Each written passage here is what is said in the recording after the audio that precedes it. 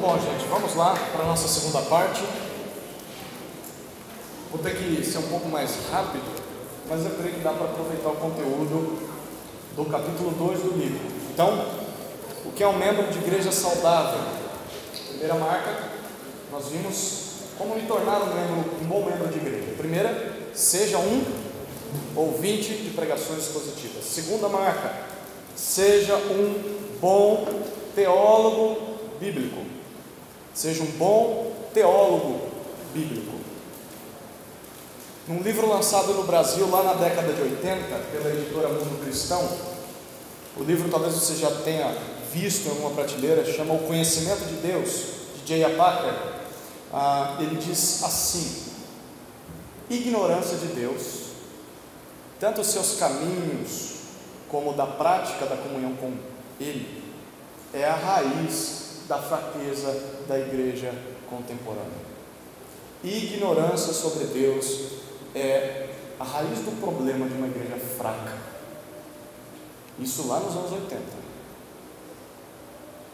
E a gente sabe que quase 40 anos depois, essa mesma situação é vivida atualmente.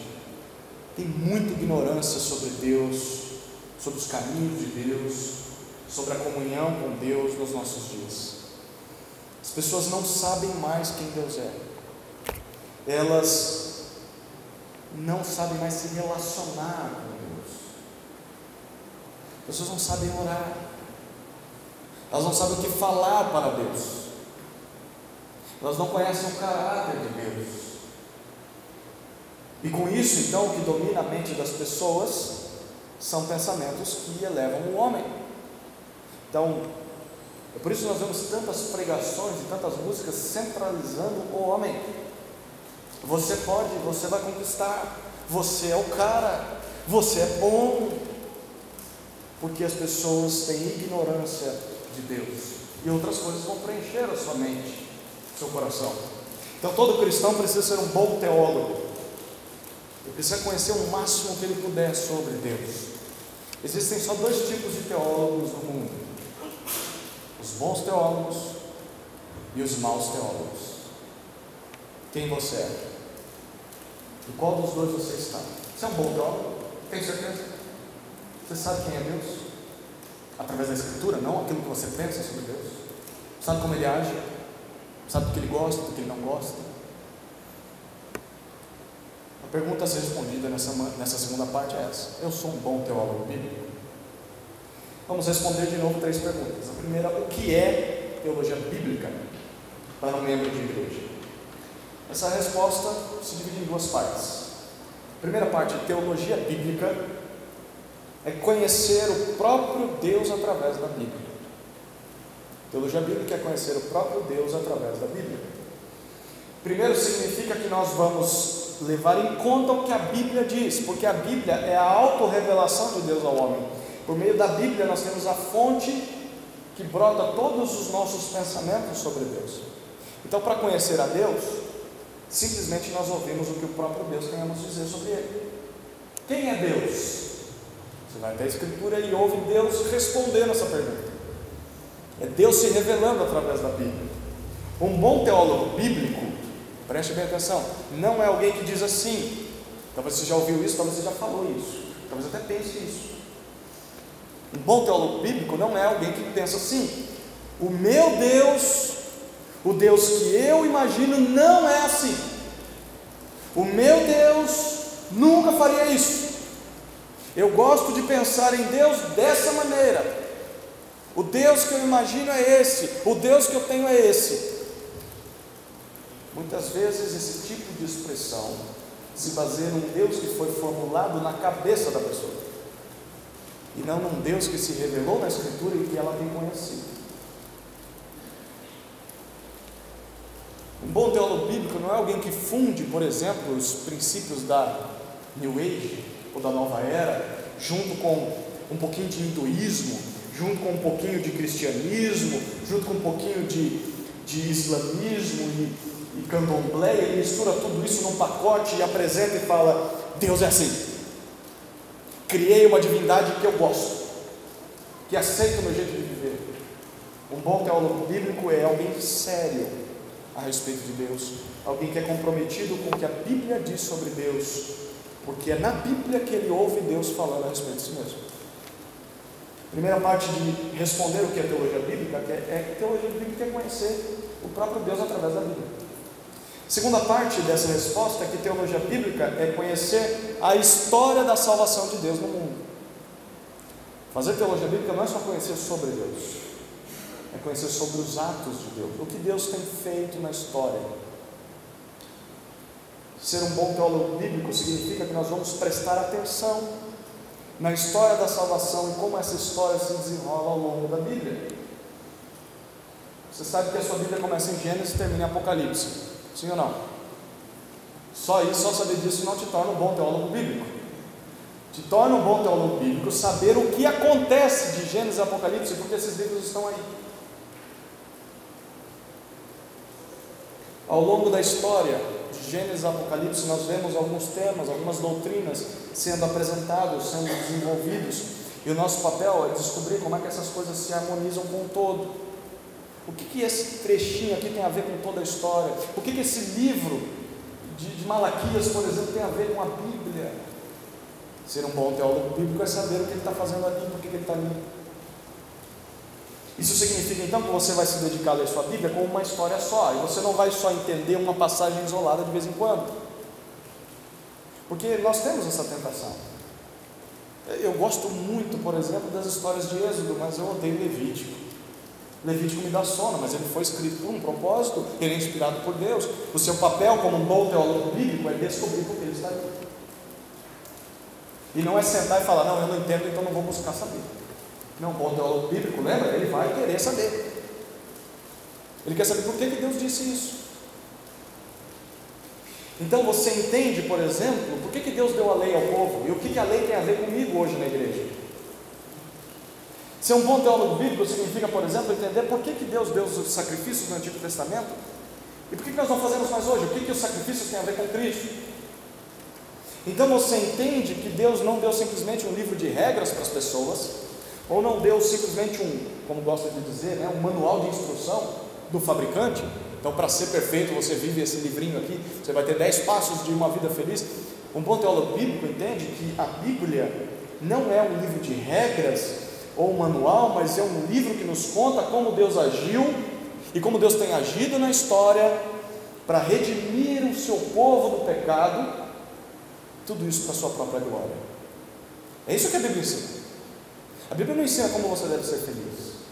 A Bíblia não fala como o homem é importante para Deus. A Bíblia fala como Deus, sendo gracioso e amoroso, veio a esse mundo miserável, resgatar pessoas que se revoltaram contra Ele, se fazendo homem, tomando sobre si a condenação que esses homens mereciam, ressuscitando, voltando para a glória e salvando, redimindo esse povo por meio da igreja, para que um dia esse povo vá morar com Ele na eternidade.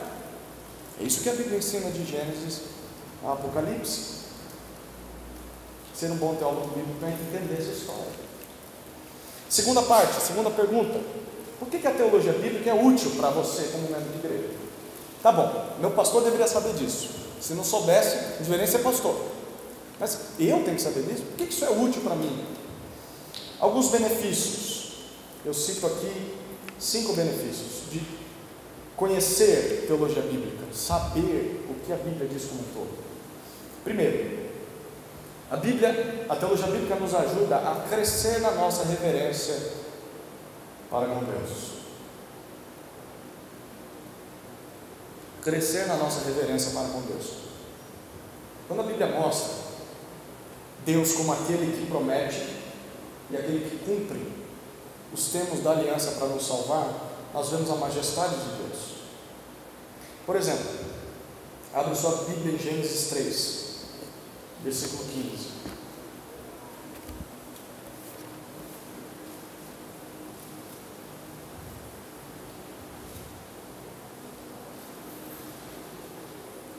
Gênesis 3,15, Deus está desferindo as palavras de juízo contra a serpente, porque ela iludiu Eva a comer do fruto que não deveria ter comido.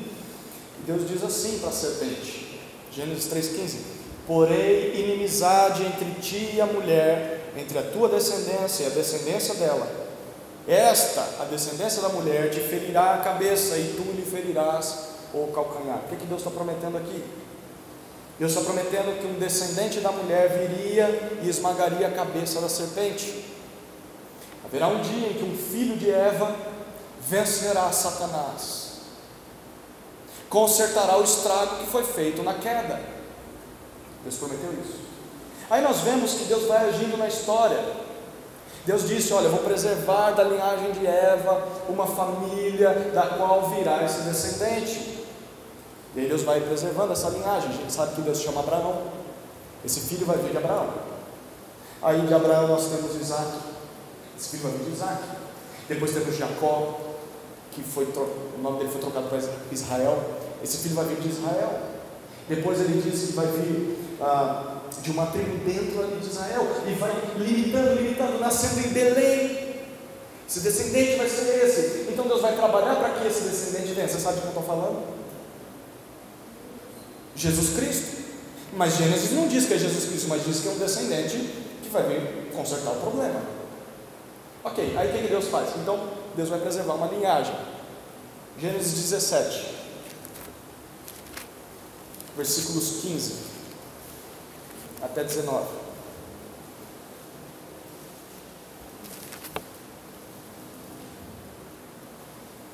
Olha o que Deus faz. Gênesis 17, 15. Então Deus chamou Abraão, certo? Cumprindo aquela promessa que ele fez lá em Gênesis 3. E disse Deus a Abraão, versículo 15: quanto a Sarai, tua mulher, não lhe chamarás mais Sarai, mas o seu nome será Sara. Eu a abençoarei e também te darei um filho por meio dela. Sim, eu o abençoarei. Ela será mãe de nações, e dela procederão reis de povos. Abraão prostrou-se com o rosto em terra, riu-se e disse no coração: poderá um homem de 100 anos gerar um filho? Dará à luz Sara aos 90 anos? E disse Abraão a Deus: considera diante de ti a vida de Ismael. E Deus respondeu: na verdade, Sara, tua mulher, te dará um filho, que lhe chamarás Isaque, e firmarei minha aliança com ele, como aliança perpétua para a sua futura descendência. O que está acontecendo aqui? Deus chama Abraão e diz: o descendente vai vir de você. Abraão tem 100 anos, a esposa 90, e ela é estéril. Ele dá risada. Quem aqui tem 100 anos? Imagina ter 100 anos com um filho com 100 anos. Ele deu risada. E Deus diz: eu vou fazer. E a gente sabe que nasce um filho. Olha o capítulo 21, versículos 1 e 2.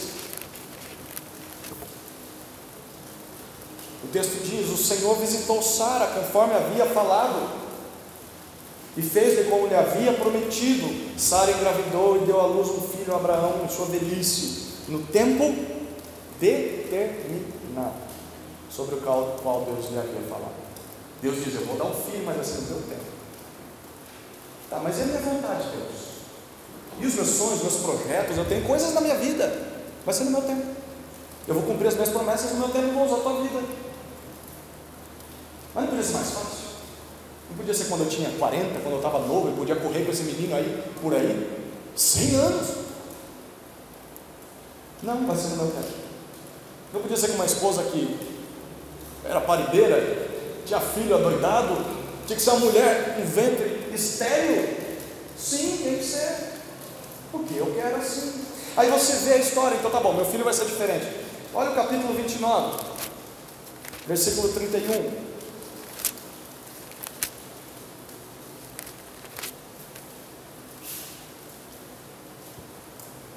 Olha o que o texto diz. Então o filho dele, Isaque, gera Jacó. Aí Jacó quer casar com Raquel, mas o pai dela engana ele, faz ele casar com Leia. Ele fica louco da vida, trabalha mais um pouco para poder casar com Raquel. Casa com 2 mulheres, não deveria, mas está casando. Aí o versículo 31 diz: o Senhor viu que Leia era desprezada e tornou-lhe o ventre fértil. Jacó gostava mais de Raquel, ele não queria saber de Leia. Leia começou a dar filho. Mas olha o que Deus faz. Raquel, porém, era estéril. Deus prometeu que o descendente agora viria de Raquel. E Deus cerra o ventre dessa mulher. Deus, como assim? O Senhor não quer dar um descendente? Por que ele fica esperando? Capítulo 30, versículo 22. E Deus lembrou-se também de Raquel, ouviu-a e a tornou fértil.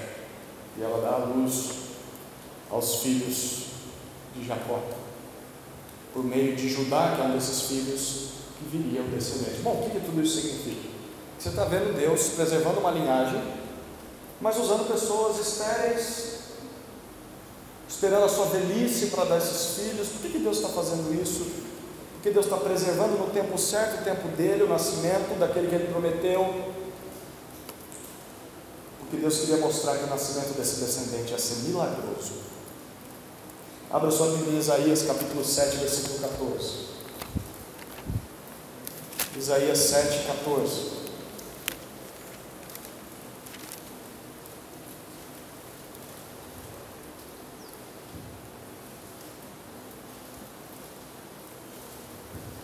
Era possível o nascimento de todos os que a gente viu?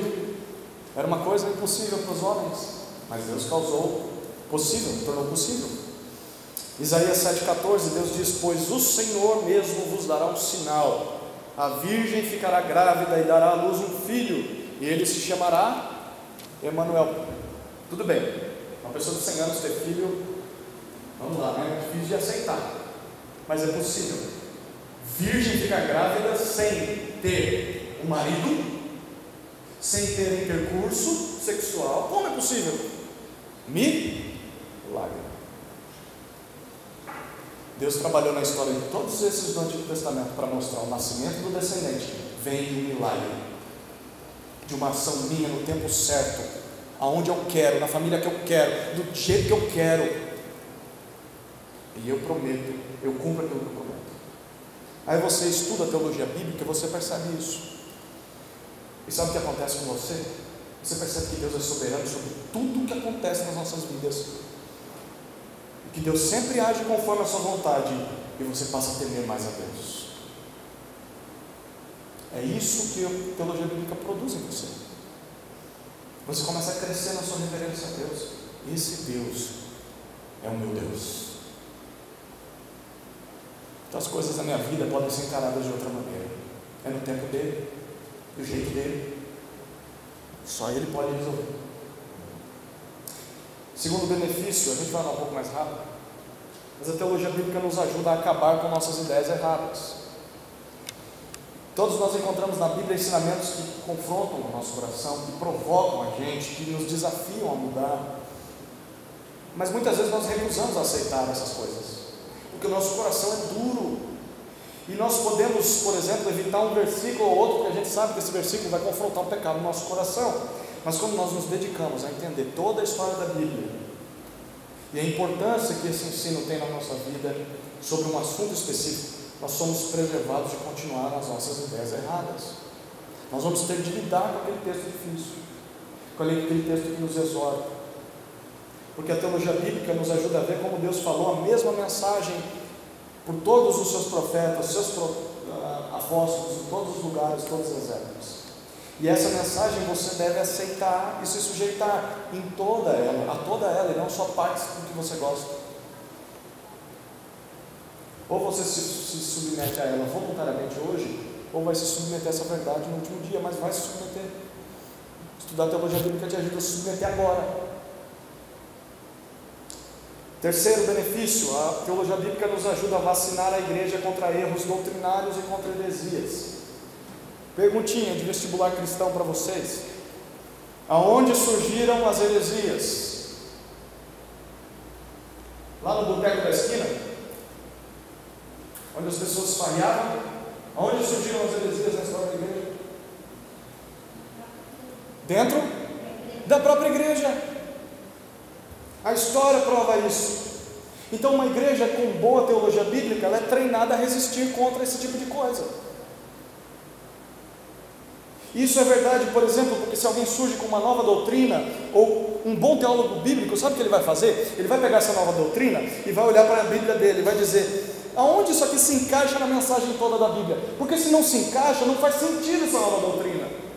Surgiu na tua cabeça, 2000 anos de história, nenhum cristão pensou nisso, e você do nada pensou, deixa eu ver se tem a ver com a mensagem da Bíblia. Porque se não tem, meu querido, isso não é palavra de Deus, porque eu sou um bom teólogo bíblico. exemplo, apóstolos. Talvez você conheça pessoas que têm apóstolos na sua igreja. Talvez você conheça um apóstolo. Apóstolos atuais. Você pega essa doutrina, ou esse ensinamento deles, compara com a Bíblia. Isso aqui encaixa na mensagem da Bíblia? Não faz sentido esses apóstolos. Por que eles estão dizendo que são bíblicos? Não faz sentido. Se você é um mau teólogo bíblico, você nem vai entender isso. Você não vai nem saber associar essas coisas. Vai dizer, não, tudo que é de Deus eu tenho que aceitar, baixar a cabeça e dizer sim, Senhor, amém. Não, você vai comparar com a mensagem da Escritura. Um outro tema, por exemplo,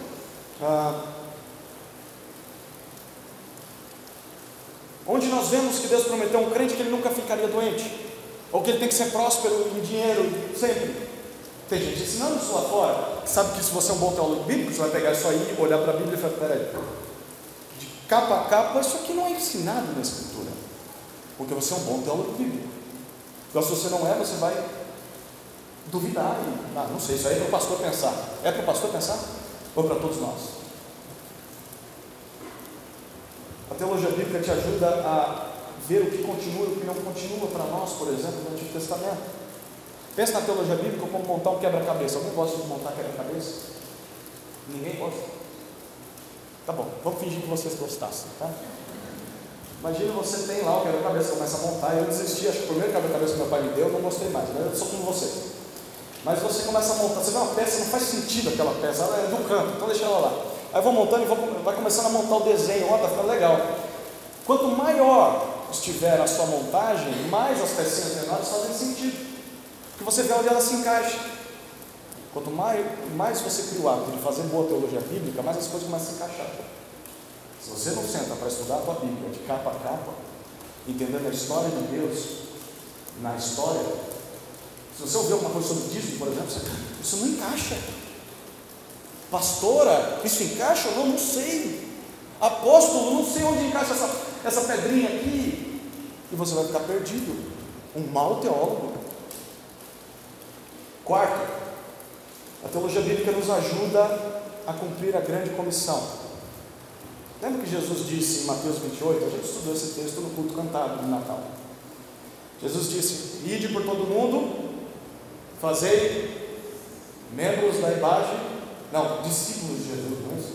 Fazer discípulos de todas as nações. Como a gente faz discípulos? Batizando-os em nome do Pai, do Filho e do Espírito Santo e ensinando-vos a guardar todas as coisas que vos tenho ordenado. Então, fazer discípulo envolve ensinar as pessoas a observar, a obedecer tudo que Jesus ordenou. Ok. A pergunta é: o que você vai ensinar para essas pessoas? Você deve ensinar a lei? Deve ensinar o Antigo Testamento? Você deve ensinar ela a guardar o sábado? O que nós devemos obedecer? Como que eu posso aplicar o Antigo Testamento na minha vida e na vida dessa pessoa? Se você é um mau teólogo bíblico, como é que você vai fazer discípulos? Por isso você deveria procurar boa teologia bíblica. Quinto benefício: a teologia bíblica nos ajuda a aprofundar o nosso entendimento do Evangelho. Eu quero que vocês precisam abrir esse texto, que eu estoure meu tempo agora e já termino a aula aqui, mas esse texto é fundamental. Lucas capítulo 24.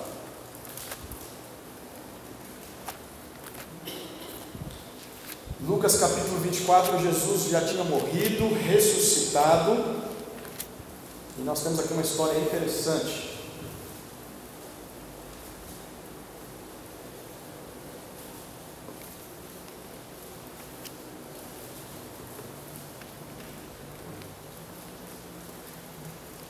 Lucas capítulo 24, Jesus, no versículo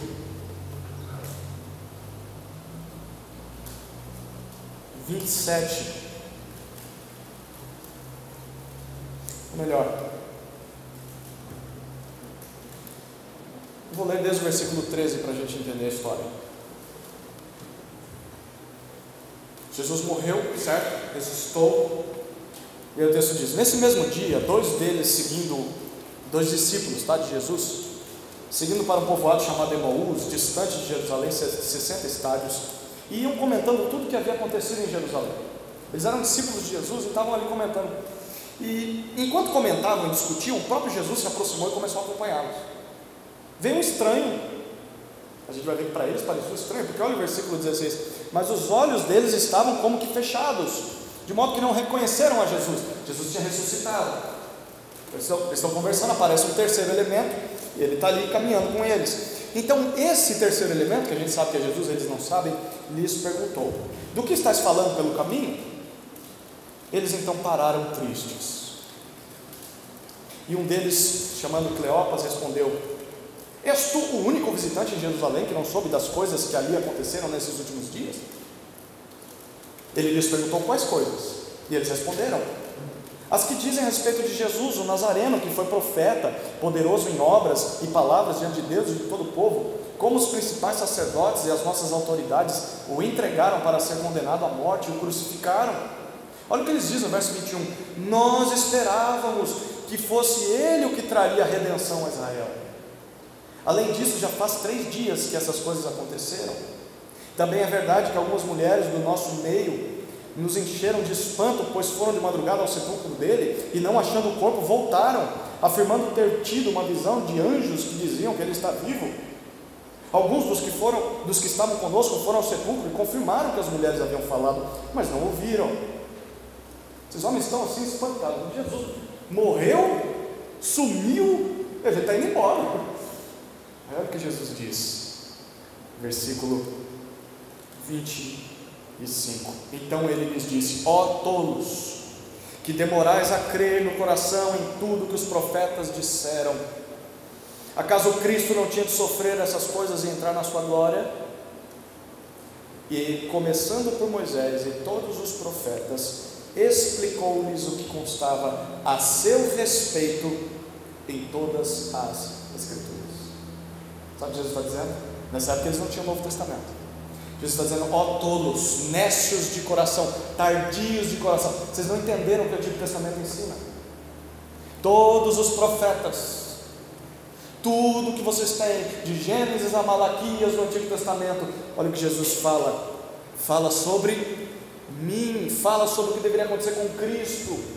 E o versículo 27 diz: Jesus começa por Moisés. O primeiro livro de Moisés na Bíblia qual que é?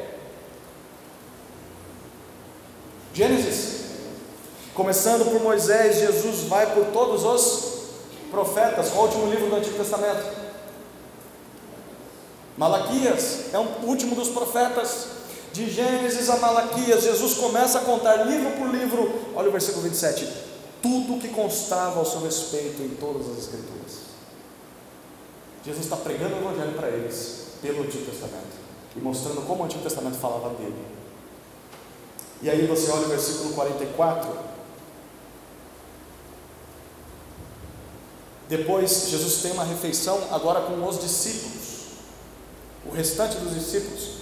Depois lhes disse: são estas as palavras que vos falei estando ainda convosco. Era necessário que se cumprisse tudo o que estava escrito sobre mim, na lei de Moisés, nos profetas e nos salmos. Versículo 45: então lhes abriu o entendimento para compreenderem as Escrituras. O que está acontecendo nesse texto? Jesus e os apóstolos, depois, esses mesmos que estão ouvindo isso, eles não precisavam do Novo Testamento para anunciar o Evangelho, eles citavam o Antigo Testamento.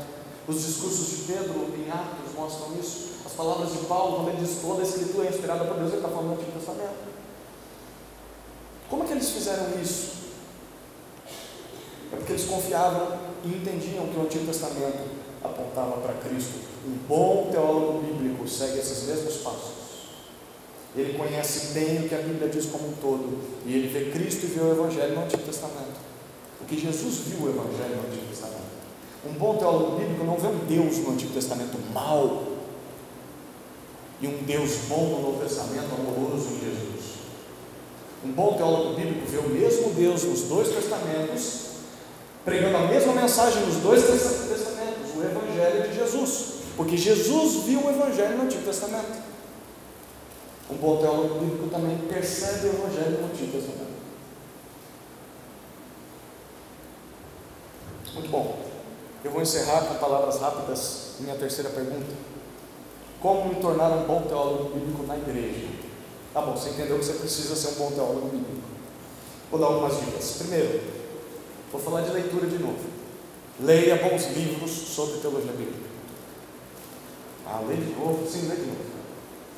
Alguns livros que possam te ajudar. Tem um livrinho muito gostoso que eu gosto de dar para todo mundo que toma uma decisão por Cristo: O Deus Presente, de D.A. Carson, da editora Fiel.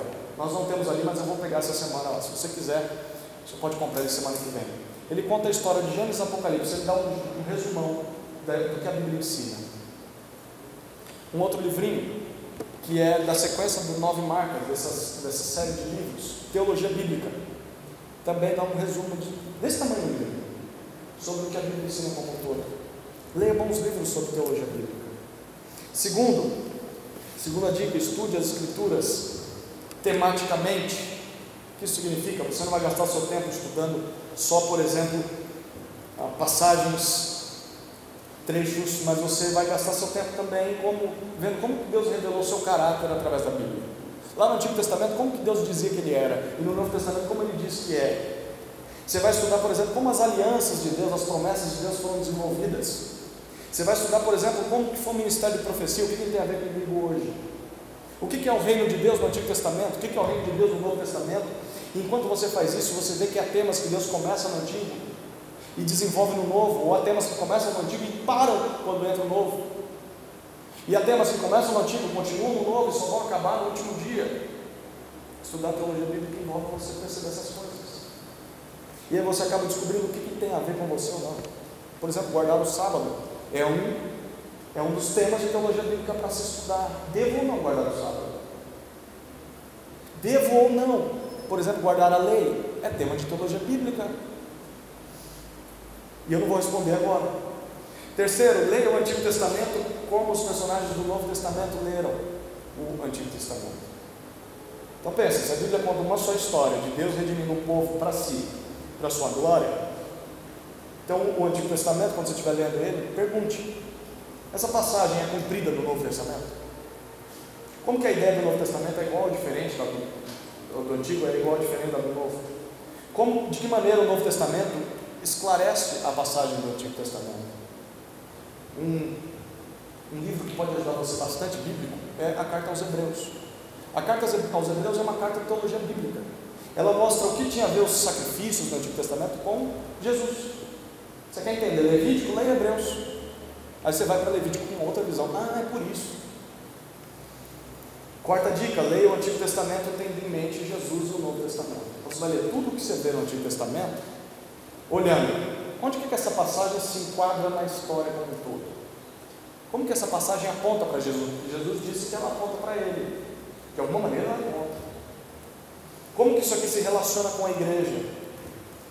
Como isso aqui é essencial para entender o cristianismo do Novo Testamento? Será que isso continua no Novo Testamento ou não? Que textos do Novo Testamento me ajudam a responder essas perguntas? Por exemplo, hoje à noite a gente vai estudar o Salmo 41. Salmo 41, versículo 9, é um dos versículos que Jesus repete quando é traído. Até um amigo que comia do meu próprio pão me traiu. Você quer entender o Salmo 41? Sabe o que você precisa fazer? Estudá-lo, o Salmo 41 inteiro, mas também ver como Jesus citou ele e o que ele tem a ver com Jesus. O que o Salmo 41 tem a ver com Jesus? Jesus citou ele, então vai lá, veja o que ele queria dizer e aí você associa. Eu quero entender o que Jesus disse. Ok, mas primeiro você precisa entender o que o Salmo 41 significava. Isso é fazer teologia bíblica. E a gente vai ter que fazer isso hoje à noite. Uma quinta dica: perceba como o seu pastor lidou com esses temas nas suas pregações. Não sei se vocês percebem, mas esse é um desafio nosso. Algumas questões de teologia bíblica a gente tem que tratar na hora do sermão. Por exemplo, o Salmo 41 eu vou ter que lidar hoje à noite. Às vezes a questão é explicada de uma maneira simples, mas que custou muito trabalho para o pregador. Eu considero, pelo menos pessoalmente, que a hora da teologia bíblica, de mostrar como esse texto tem a ver com Jesus e com o Evangelho, é o que mais me dá trabalho. Porque é fácil ficar dando ordens para as pessoas, mas o difícil é mostrar como isso aqui se relaciona com Jesus, com a graça. Então, você pode perceber como o pastor faz isso ou não faz, né? O pastor faltou apontar para Jesus, pastor. E isso é bom, porque nos avalia e nos ajuda. Uma sexta dica: conheça e concorde com a declaração de fé da sua igreja. Sabia que nós temos uma declaração de fé? Nós temos. Sabia que você, ao dizer que é membro dessa igreja, você concorda com essa declaração de fé? Como que você assina uma coisa que você não sabe? Você faz isso com um contrato? O que você faz com a igreja? Pegue a declaração de fé, é só procurar a mim ou Samuel, nós disponibilizamos para você. Temos o PDF, podemos tirar uma cópia. Conheçam. Ali está expressa a nossa teologia bíblica. E aí talvez você pode ver, olha, isso aqui precisa ser mudado, isso aqui precisa ser reavaliado. Nós não acreditamos nisso. E a declaração de fé precisa constantemente ser revisada. Será mesmo que ela expressa o que a Bíblia diz? Última dica: busque a unidade doutrinária e evite disputas desnecessárias. Às vezes vão surgir diferenças entre doutrinas numa igreja. A pergunta que nós devemos responder é a seguinte: como você vai participar da resolução dessas diferenças? Tem uma máxima quanto a esses assuntos. Ela diz assim: unidade em todas as coisas essenciais e liberdade em todas as coisas não essenciais e amor em todas as coisas. Aquilo que é essencial nós temos que pensar a mesma coisa. Essencial a fé. Aquilo que não é essencial nós podemos ter liberdade. Em todas as coisas precisamos ter amor. Um bom teólogo bíblico é alguém comprometido em saber o que é essencial ou não. Mas se você não é um bom teólogo bíblico, você não sabe o que é essencial. Então, por exemplo, o seu irmão diz para você: olha, eu vou ao cinema. E ao cinema é pecado, não pode. Isso é essencial ou não? Se você é um mau teólogo bíblico, você não sabe. E você divide a igreja por causa do cinema. Beber vinho ou uma bebida alcoólica sem se embriagar é pecado ou não? Isso é tema de teologia bíblica. Se você é um mau teólogo bíblico, você não sabe que isso não é essencial. E aí você vai dividir a igreja por causa desse assunto. Será que eu posso chutar macumba ou não? Posso comer o frango da macumba, pegar as moedinhas da macumba e comprar o meu pãozinho da manhã? Isso é pecado ou não? É tema de teologia bíblica. Se você é um mau teólogo, você não sabe. Então você vai lutar por aquilo que é essencial e vai deixar aquilo que não é essencial na liberdade cristã. Você vai saber quais lutas valem a pena entrar e quais não. Eu queria que você pensasse: qual é o seu nível de familiaridade com a teologia bíblica? Você acha que tem a compreensão adequada dos principais temas da Bíblia?